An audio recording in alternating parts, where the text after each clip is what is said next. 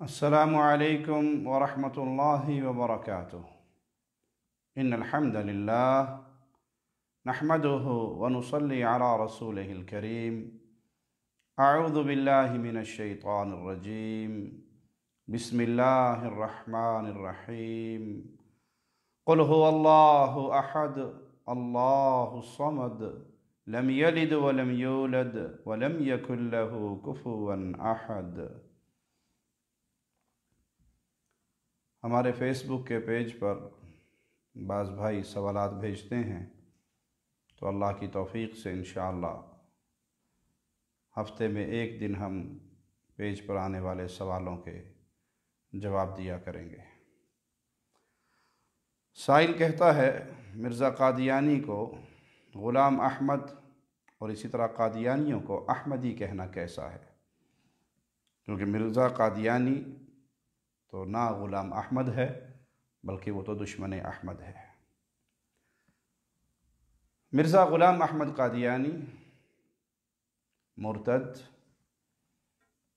جس نے اپنی نبوت کا اعلان کیا، انگریزوں کا لگایا ہوا ایک پودا، جس نے دین اسلام کی شکل کو بگاڑنے کی ناکام کوشش کی، علماء حق نے اس کا تعاقب کیا، تو وہ ختم نبوت کے عقیدے کے انکار کی وجہ سے اور اس کے عقائد کے اندر بہت ساری چیزیں ایسی شامل ہیں جو اس کو مرتد قرار دیتی ہیں۔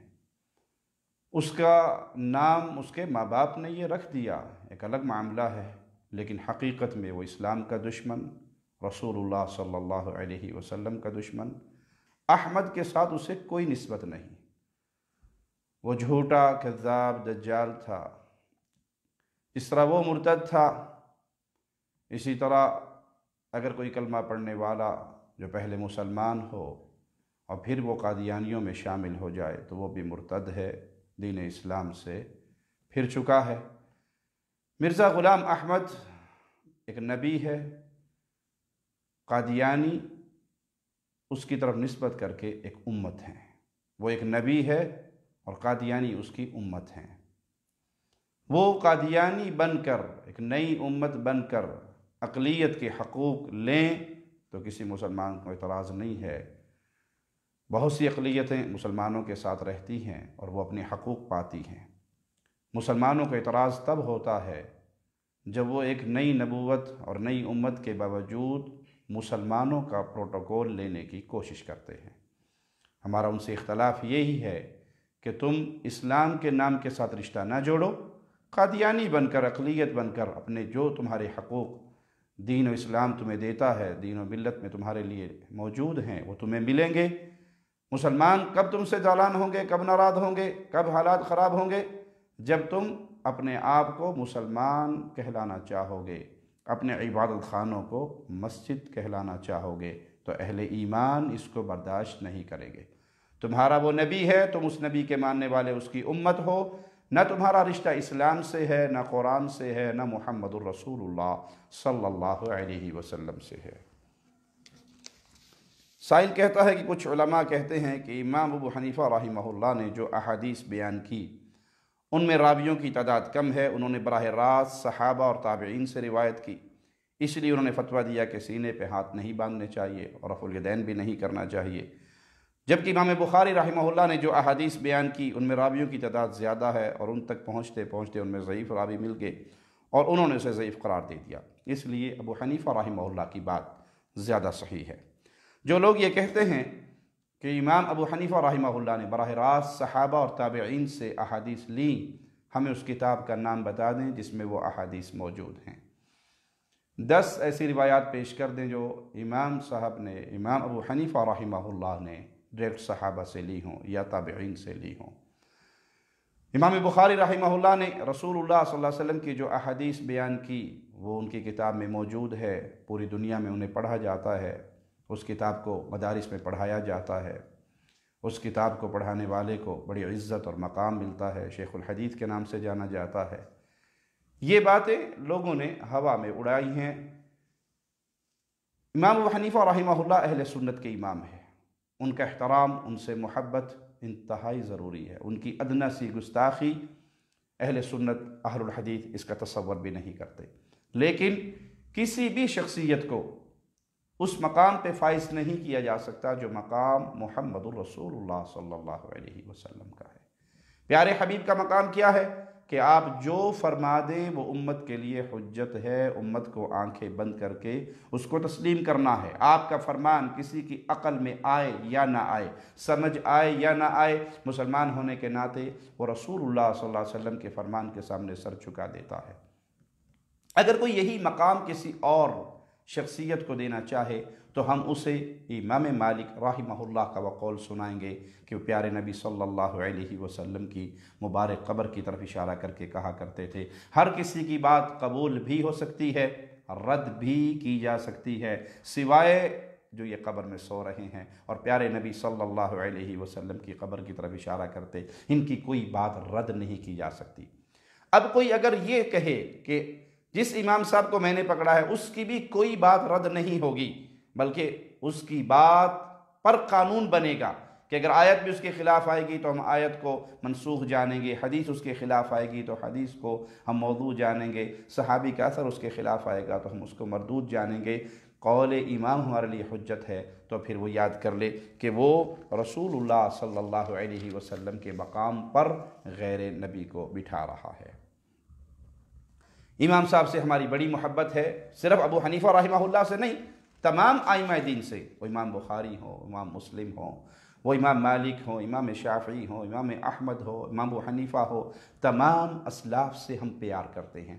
ہمیں رسول اللہ صلی اللہ علیہ وسلم کی حدیث کہیں سے مل جائے، کسی بھی امام کے ذریعے مل جائے، ہم اس کو سر آنکھوں پہ لگانے کے لیے تیار ہیں، لیکن ہم کسی کو ایسا مقام نہیں دے سکتے، اہل الحدیث کسی کو یہ شان نہیں دے سکتا کہ یہ جو فرما دیں گے ہمارے لیے حجت ہوگا، یہ مقام محمد الرسول اللہ صلی اللہ علیہ وسلم کا ہے۔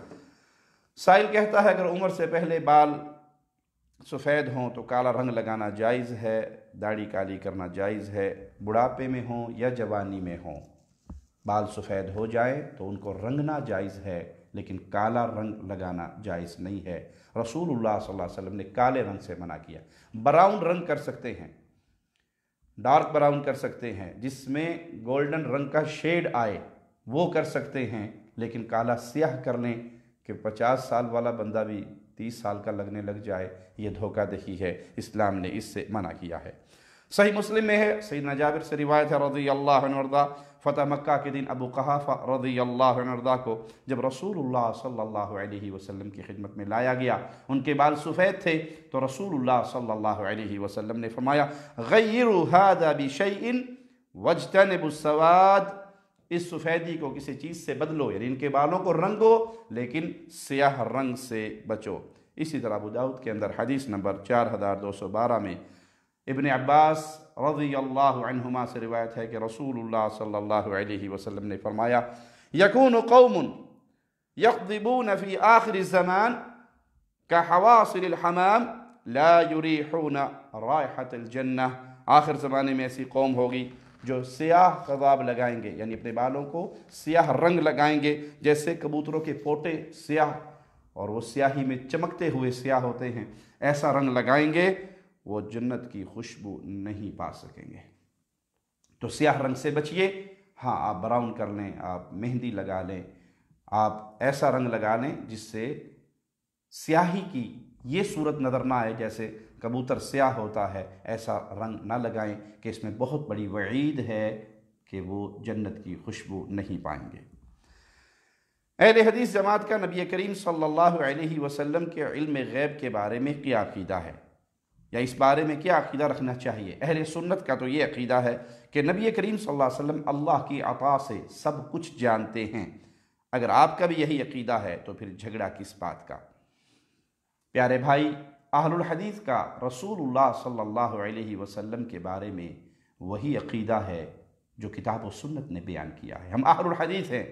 اہل حدیث کون ہوتا ہے؟ جس کے ایک ہاتھ میں اللہ کا کلام اور دوسرے ہاتھ میں محمد صلی اللہ علیہ وسلم کا فرمان ہوتا ہے۔ جو کتاب و سنت سے ملے وہ اہل الحدیث کا عقیدہ ہوتا ہے۔ اہل الحدیث پہلے عقیدہ بنا کر پھر دلائل تلاش نہیں کرتے، بلکہ وہ دلائل کی روشنی میں اپنا عقیدہ بناتے ہیں۔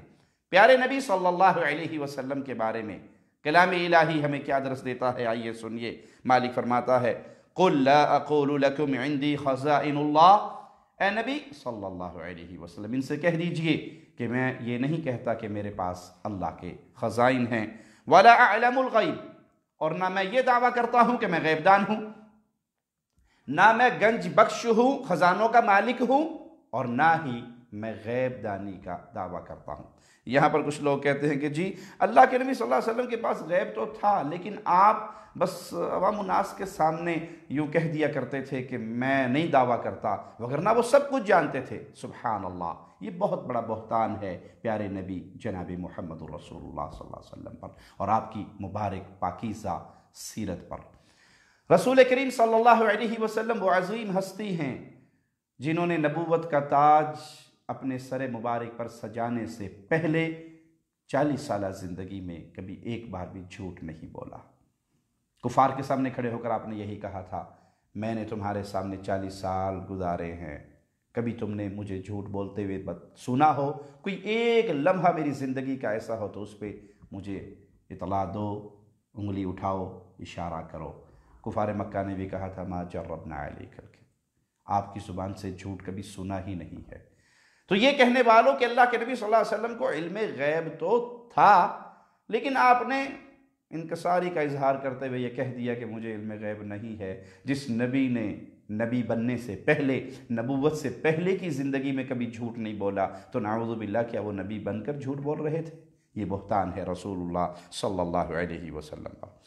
اور ایک اور مقام پر سورۃ اعراف آیت نمبر 188 ہے، مالک اپنے پیارے حبیب سے کہلواتا ہے، کہیے وَلَوْ كُنْتُ أَعْلَمُ الْغَيْبِ، اگر میں غیب دان ہوتا، اگر میں غیب جاننے والا ہوتا، لَاسْتَكْثَرْتُ مِنَ الْخَيْرِ وَمَا مَسَّنِيَ السُّوءُ، میں بھلائیوں کو اپنے لیے اکٹھا کر لیتا، مجھے کوئی برائی نہ پہنچتی، کوئی تکلیف مجھے نہ پہنچتی۔ اس طرح کی اور بھی آیات ہیں، لیکن یہ 2 آیات کافی ہیں اس کے لیے جو اپنا عقیدہ قرآن اور حدیث سے لینا چاہتا ہے، جو کتاب و سنت سے دین لینا چاہتا ہے، کہ یہاں رسول اللہ صلی اللہ علیہ وسلم یہ بات کہہ رہے ہیں کہ مجھے غیب کا علم نہیں ہے۔ کہنا تو یہ چاہیے تھا کہ مجھے اللہ کی عطا سے سب کچھ پتا ہے، کہنا تو یہ چاہیے تھا، لیکن آپ نے یہ نہیں کہا، بلکہ آپ نے ان دونوں آیات میں انکار کیا کہ مجھے غیب کی خبر نہیں ہے۔ اللہ کی وحی کے ذریعے اللہ کچھ بتا دے اپنے نبی کو تو پیارے نبی صلی اللہ علیہ وسلم کو پتہ لگ جاتا تھا، اور اگر اللہ وحی نہ بھیجے تو پیارے حبیب کو پتہ نہیں لگتا تھا۔ یہ کہنے والے کہ اللہ نے اپنی عطا سے سب کچھ دیا ہے، آئیے ان کو مزید ہم قرآن حکیم کی آیات کی طرف لے کر چلتے ہیں۔ سورۃ یاسین ہے، 69 نمبر آیت ہے۔ اللہ مالک فرماتا ہے وَمَا عَلَّمْنَاهُ الشِّعْرَ وَمَا يَنبَغِي لَهُ، ہم نے اپنے نبی کو شعر و شاعری نہیں سکھائی اور نہ ہی یہ ان کی شان کے لائق ہے۔ آئیے اس کا ترجمہ احمد رضا خان بریلوی صاحب کے ترجمے سے پیش کرتے ہیں۔ وہ لکھتے ہیں، اور ہم نے ان کو شعر کہنا نہ سکھایا اور نہ وہ ان کی شان کے لائق ہے۔ اگر اللہ کی عطا سے رسول اللہ صلی اللہ علیہ وسلم سب کچھ جانتے تھے تو شعر و شاعری بھی تو اس میں داخل تھی، سب کچھ جو پتا تھا آپ کو، جمیع ما کان وما یکون کی خبر تھی، جو کچھ ہو گیا، جو کچھ ہونا ہے، ٹوٹل پہلا اور آخری نبی کو پتا تھا۔ ایک تو ہے آپ نے مستقبل کی خبریں دی اللہ کی وحی سے، آپ نے ماضی کی خبریں دی اللہ کی وحی سے، یہ اللہ کی وحی کا معاملہ ہے۔ لیکن جو یہ عقیدہ رکھتا ہے کہ ہر گزری ہوئی بات کا نبی کو علم تھا اور ہر آنے والی بات کا نبی کو علم تھا، اللہ نے اپنی عطا سے سب کچھ دے دیا تھا، تو قرآن حکیم کہہ رہا ہے وَمَا عَلَّمْنَاهُ الشِّعْرَ، ہم نے ان کو شعر و شاعری نہیں سکھائی اور نہ ان کی شان کے لائق تھا۔ تو اگر اللہ کی عطا سے سب کچھ ملا ہوتا تو یہ آیت، اس کا ترجمہ احمد رضا خان کے ترجمے سے ہم نے آپ کے سامنے پیش کیا، اس کا جواب تلاش کیجئے۔ رسول اللہ صلی اللہ علیہ وسلم کی شان انتہائی بلند ہے، آپ کا مقام و مرتبہ بہت بلند ہے، آپ اللہ کی مخلوق میں افضل ترین ہستی ہیں، لیکن آپ اللہ کی وحی کے محتاج اور پابند ہیں۔ سورۃ توبہ 101 نمبر آیت سن لیجئے، مالک فرماتا ہے وَمِمَّنْ حَوْلَكُمْ مِنَ الْأَعْرَابِ مُنَافِقُونَ وَمِنْ أَهْلِ الْمَدِينَةِ مَرَدُوا عَلَى النِّفَاقِ لَا تَعْلَمُهُمْ نَحْنُ نَعْلَمُهُمْ۔ اس کا ترجمہ بھی آئیے احمد رضا خان بریلوی صاحب کے ترجمے سے پیش کرتے ہیں۔ تمہارے آس پاس کے کچھ گنوار منافق ہیں اور کچھ مدینے والے، ان کی خو ہو گئی ہے نفاق کی، یعنی ان کی عادت ہو گئی ہے نفاق کی، تم انہیں نہیں جانتے، ہم انہیں جانتے ہیں۔ یہ دعویٰ کرنے والے کہ اللہ کی عطا سے رسول اللہ صلی اللہ علیہ وسلم کو ہر چیز کا علم تھا، تو یہ قرآن حکیم کی آیت دو ٹوک آواز لگا رہی ہے منافقین کے حوالے سے کہ آپ ان کو نہیں جانتے، اللہ ان کو جانتا ہے۔ اور ترجمہ بھی ہم نے کسی اہل حدیث عالم کا پیش نہیں کیا، احمد رضا خان بریلوی صاحب کا پیش کیا۔ اگر اللہ کے نبی صلی اللہ علیہ وسلم کو سارا غیب کا خزانہ اللہ نے اپنی عطا سے دے دیا تھا تو پھر یہ کیوں کہا کہ آپ نہیں جانتے، ہم انہیں جانتے ہیں۔ اللہ کے نبی صلی اللہ علیہ وسلم پر اللہ کی طرف سے وحی آتی تو علم ہو جاتا، وحی نہ آتی تو آپ کو علم نہ ہوتا۔ نبی اور غیر انسان میں یہی فرق ہے، اللہ کی طرف سے وحی جب آتی ہے وہ اللہ کے انبیاء پر آتی ہے، اسی لیے انبیاء کی ہر بات اس کے سامنے سر جھکانا لازم ہے، اور غیر نبی کی یہ شان نہیں ہے کہ وہ جو فرما دے گا وہ ہمارے لیے حجت ہوگا۔ جو فرما دے حجت ہے، یہ شان رسالت ہے اور یہ شان ہے رسول اللہ صلی اللہ علیہ وسلم کی۔ سائل کہتا ہے اگر سالی کے ساتھ تعلقات ہوں تو بیوی حلال رہے گی؟ انا للہ و انا الیہ راجعون۔ یہ گناہ ہے، کبیرہ گناہ ہے، بدکاری ہے، زنا کاری ہے، حرام کاری ہے۔ اس حرام کاری کی وجہ سے نکاح پر تو اثر نہیں پڑے گا راجح قول کے مطابق، اگرچہ اہل علم کا اس میں اختلاف ہے، لیکن راجح قول یہی ہے کہ اگر کوئی شخص ساس سے یا سالی سے بدکاری کرتا ہے، منہ کالا کرتا ہے، تو اس کے نکاح پر فرق نہیں پڑے گا، لیکن یہ بہت بڑا گناہ ہے، یہ بہت بڑا جرم ہے۔ یہ جرم ہوتا کیوں ہے؟ جب اسلام سے آزادی چاہیں تو یہ جرائم پیدا ہوتے ہیں۔ جب اسلام کے سنہری اصولوں کو دقیانوس بنا کر پیش کر دیا جائے معاشرے میں کہ جیجا جی یہ تو ہمارے لیے باپ کے مقام پر ہیں، اور جب یہ کہہ دیا جائے بھابھی ہمارے لیے ماں کے مقام پر ہے، اور سالی یہ تو آدھے گھر والی ہے، ان سے کیا پردہ؟ پردہ تو آنکھوں کا ہوتا ہے۔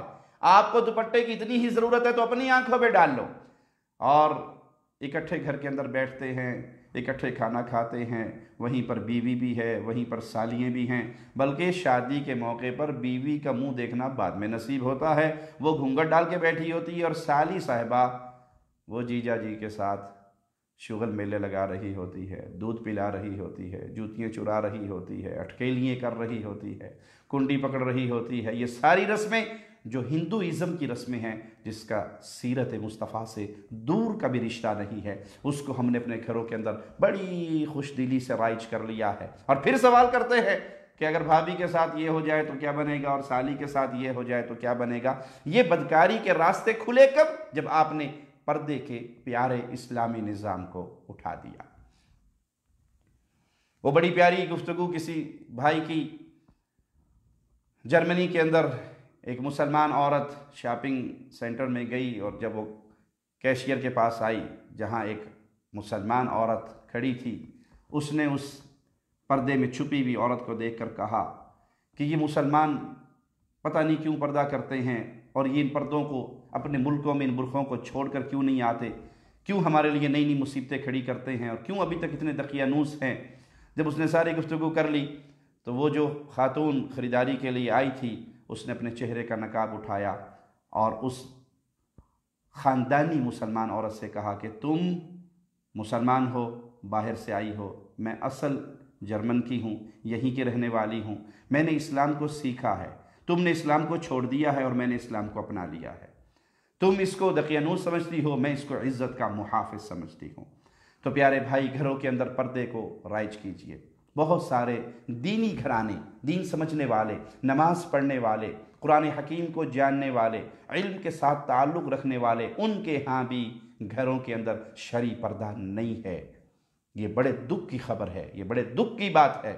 اچھے بھلے دیندار گھرانوں میں سالی بہنوئی سے پردہ نہیں کرتی، بھابھی دیور جیٹھ سے پردہ نہیں کرتی، اور پھر اس طرح بدکاری کے بازار گرم ہوتے ہیں، پھر لوگ سوال یہی کرتے ہیں کہ میری بیوی حلال رہ گئی یا اس سے نکاح ٹوٹ گیا، اور جو وہ منہ کالا کرتا رہا اپنی بھابھی کے ساتھ یا سالی کے ساتھ، اس کے بارے میں سوچ بھی نہیں آتی کہ میں نے یہ کتنا بڑا گناہ کیا ہے۔ تو جب ہم اسلامی حدود سے اپنے آپ کو باہر نکالیں گے تو ہم ذلت کی دلدل میں گر جائیں گے، اور جب اسلام کو اپنے سینے سے لگائیں گے تو اللہ ہمیں عزت عطا فرمائے گا۔ غسل جنابت کے طریقے کے بارے میں کسی بھائی نے سوال کیا ہے، احتلام ہو یا بیوی سے ہمبستری ہو تو اس وقت کیا کرنا چاہیے؟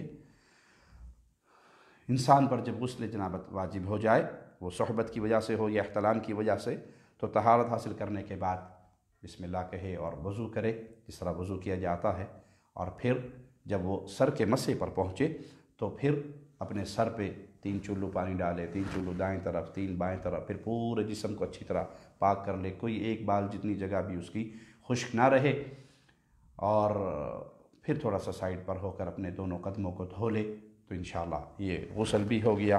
تفصیل کے لیے صحیح بخاری حدیث نمبر 249 کو دیکھ سکتے ہیں۔ کسی بھائی نے سوال کیا ہے کہ قسطوں پر کاروبار کی کیا صورتحال ہے؟ ایک چیز نقد میں کچھ اور قیمت رکھتی ہے، اور جب قسط پہ لیا جاتا ہے پھر اس کی قیمت بڑھا دی جاتی ہے، کیا یہ سود ہے؟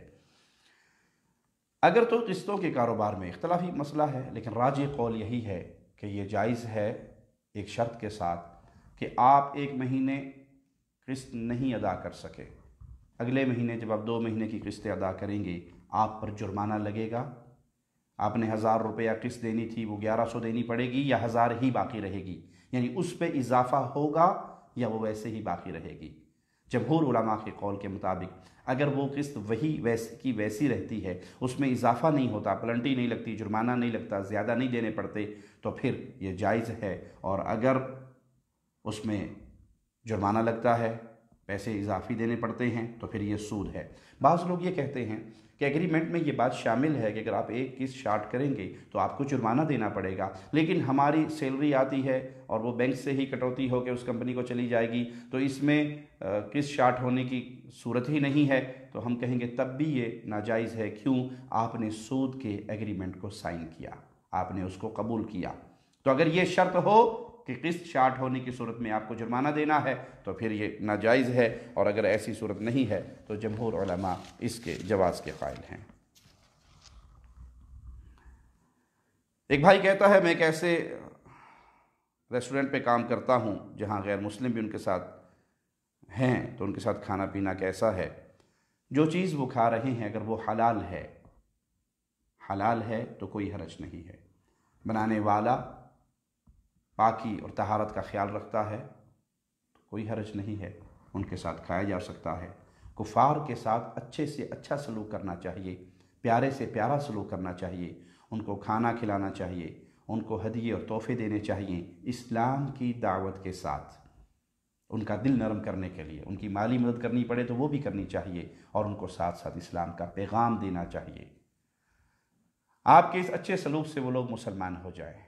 ہاں، اگر ان کا مذہبی تہوار کا کھانا ہے، ان کے مذہبی پروگرام کا کھانا ہے، تو پھر آپ اس میں شریک نہیں ہو سکتے۔ کرسمس کا دن ہے یا دیوالی ہے یا بسنت ہے یا ان کا کوئی بھی مذہبی فنکشن ہے، اس کا کھانا نہیں کھا سکتے اور ان کے اس پروگرام میں شریک نہیں ہو سکتے۔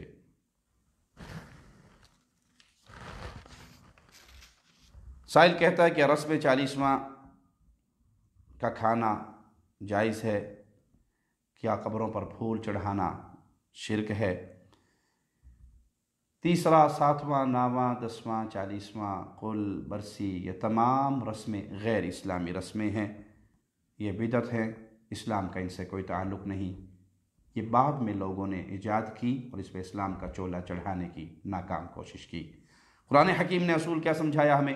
وَلَا تَعَاوَنُوا عَلَى الْإِثْمِ وَالْعُدْوَانِ، گناہ اور برائی کے کاموں میں آپ کسی کی مدد نہ کریں۔ تو یہ بدعات ہیں، ان میں شریک ہونا قطعاً جائز نہیں ہے۔ اگر قبروں پہ پھول چڑھائے جاتے ہیں اور نیت یہ ہے کہ یہ بابا جی راضی ہو کے ہمیں بہت کچھ دے دیں گے اگر ہم اس پر پھولوں کی چادر چڑھائیں گے، تو اس کی رضامندی کے لیے آپ نے یہ مال کی قربانی کی، اس کو راضی کرنے کے لیے وہاں دیا جلایا یا پھول چڑھائے، تو یہ آپ نے عبادت میں، مالی عبادت میں اس کو اللہ کا شریک بنایا۔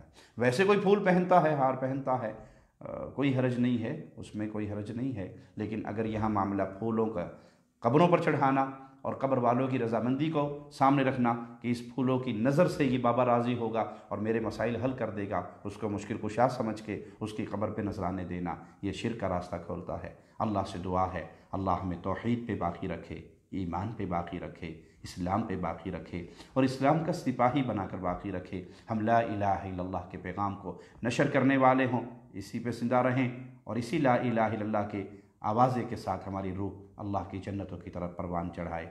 اقول قولی ھذا واستغفر اللہ لی ولکم ولسائر المسلمین فاستغفروہ انہ هو الغفور الرحیم۔